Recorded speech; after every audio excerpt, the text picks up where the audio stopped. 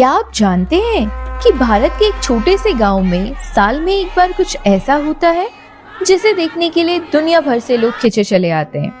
यहाँ लोग लकड़ी के भारी मुखौटा पहनकर सिर्फ नाचते नहीं हैं, बल्कि वो जीवित देवता बन जाते हैं। सैकड़ों सालों से बिना बदले चली आ रही एक ऐसी परंपरा जिसे यूनेस्को ने भी दुनिया की अनमोल धरोहर माना है। स्वागत है देवभूमि के सबसे अनोखे महोत्सव में रम्माण। उत्तराखंड के चमोली जिले में हिमालय की गोद में बसा है एक छोटा सा गांव सलूडुंगरा। यहाँ हर साल अप्रैल के महीने में रम्माण मनाया जाता है। ये त्योहार समर्पित है गांव के रक्षक भूमियाल देवता को। लेकिन इसे रम्माण क्यों कहते हैं? दरअसल यह रामायण शब्द का स्थानीय अपभ्रंश है, पर ये रामायण वैसी नहीं है जैसी टीवी पर आप देखते हैं। इसमें पहाड़ी लोक कथाओं और आस्था का एक ऐसा मेल है जो दुनिया में कहीं और नहीं मिलता। रम्माण की जान है इसके 18 पारंपरिक मुखौटे। इन्हें हिमालयी भोजपत्र बिर्च की लकड़ी से तराशा जाता है। लेकिन क्या आप जानते हैं, उत्सव से पहले इन कलाकारों के लिए नियम बहुत सख्त होते हैं। यह सिर्फ एक एक्टिंग नहीं है, एक तपस्या है। कलाकार कई दिनों पहले से सात्विक जीवन जीते हैं और पवित्रता का पालन करते हैं।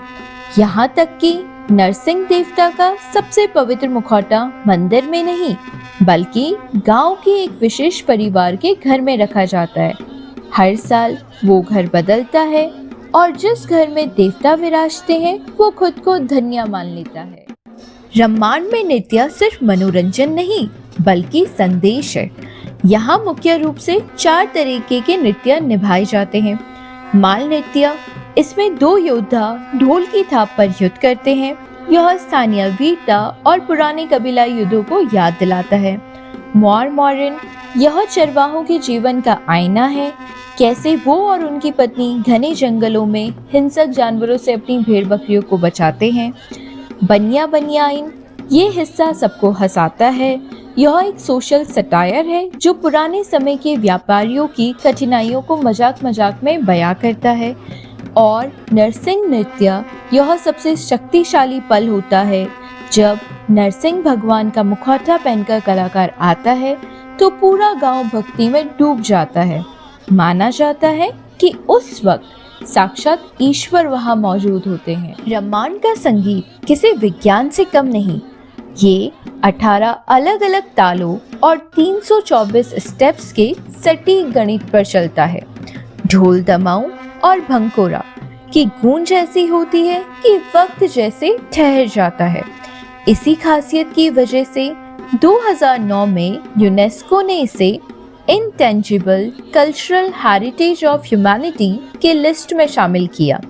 हैरानी की बात यह है कि ये अनोखा उत्सव सिर्फ इसी गांव में होता है, इसकी नकल कहीं और नहीं की जाती। आज जब हम अपनी जड़ों को भूलते जा रहे हैं, रम्माण जैसे पर्व हमें याद दिलाते हैं कि हमारी संस्कृति कितनी समृद्ध है। ये उत्सव हमें सिखाता है कि कैसे पूरा गांव, चाहे ब्राह्मण हो या भंडारी, सब मिलकर अपनी विरासत को जिंदा रख सकते हैं। अगर आप भी अपनी संस्कृति पर गर्व करते हैं तो इस वीडियो को अपने दोस्तों के साथ शेयर करें और देवभूमि की ऐसी ही कहानियों के लिए चैनल को सब्सक्राइब करना ना भूलें। कमेंट में अपनी हाजिरी जरूर लगाएं, लिखें जय देवभूमि।